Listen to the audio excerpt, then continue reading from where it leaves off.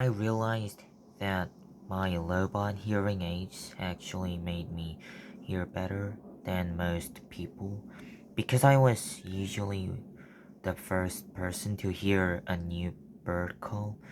I started to rain as we headed back to camp.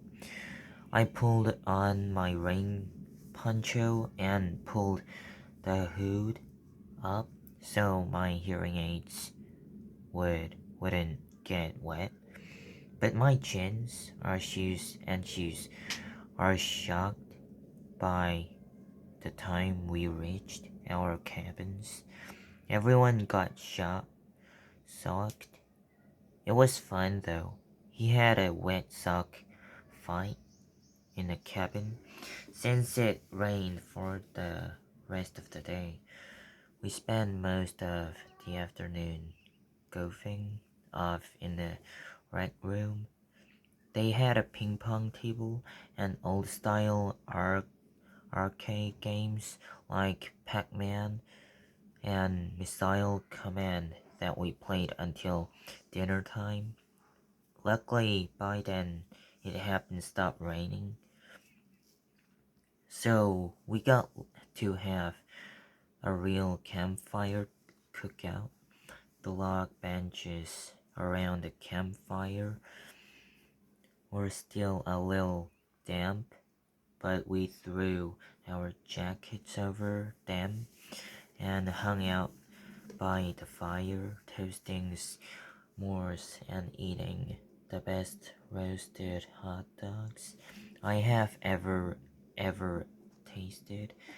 Mom was right about the mosquitoes.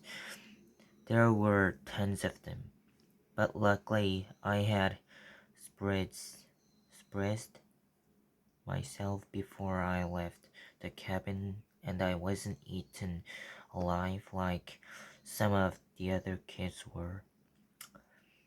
I loved hanging out by the campfire after dark.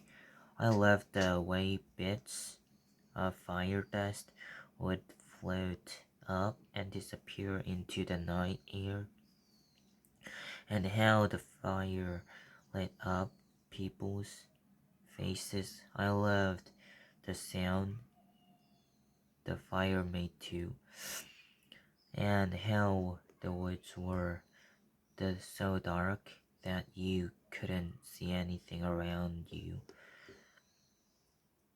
and you'd look up and see a billion stars in the sky. The sky doesn't look like that in North, like someone sprinkled salt on the shiny black table. I was so tired when I got back to the cabin that I didn't need to pull out the book to read. I fell asleep almost as fast as my head hit the pillow, and maybe I dreamed about the stars, I don't know.